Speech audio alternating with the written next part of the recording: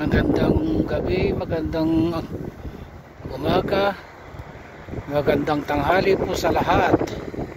Saan man kayo naroroon sa mundong ibabaw. Sana po'y nasa mabuting kalagayan ng lahat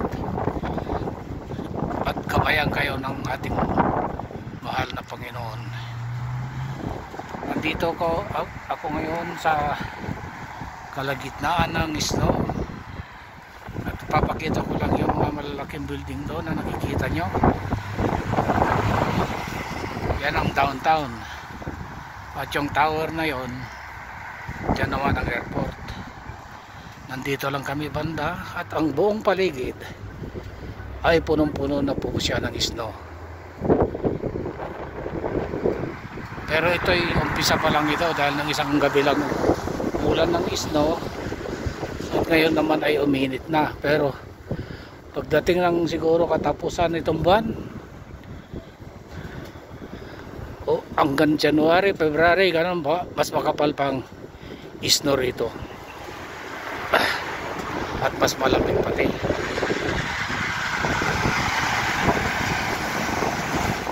Pasensya na at bihira lang ho ako makapag-upload ng aking video sa aking channel. Pero sana naman kayo, ikaw na nanonood, humihingi po ako ng suporta at ang Diyos na lang po ang bahalang sa inyo.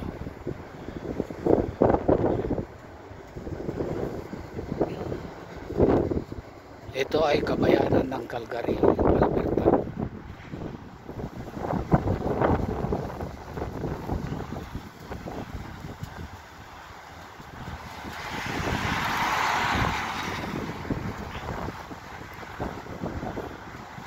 At sa lahat ng OFW, sana po'y mag-ingat kayo dyan.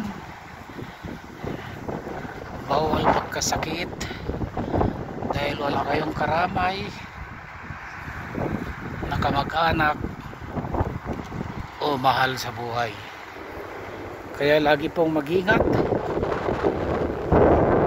at naway gabayan kayo lagi ng ating pong minamahal.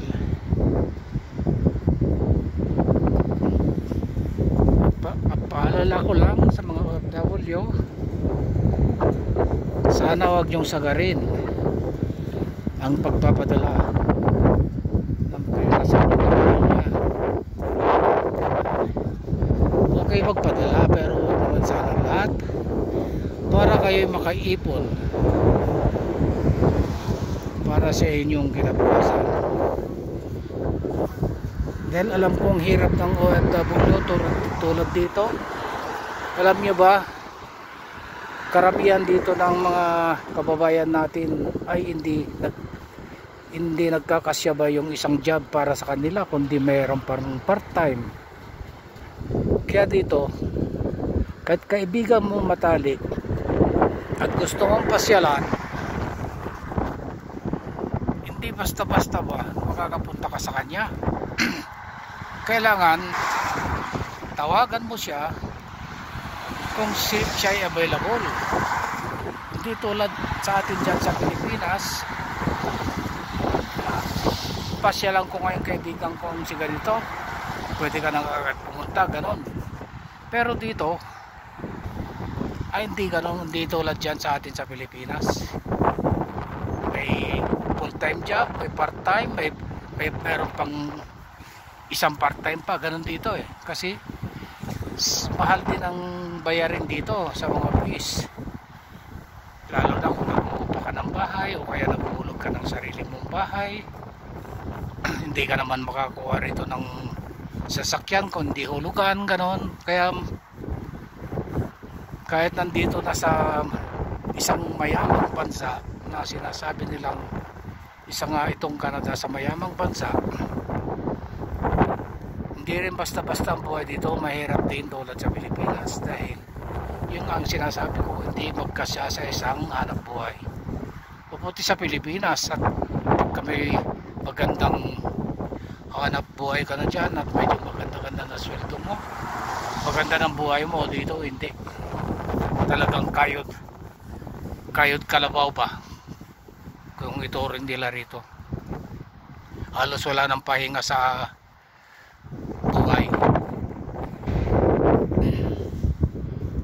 Kaya sana po inyong nagustuhan ng munti kong video, at paki-like and share naman. Maraming salamat po sa inyong panonood.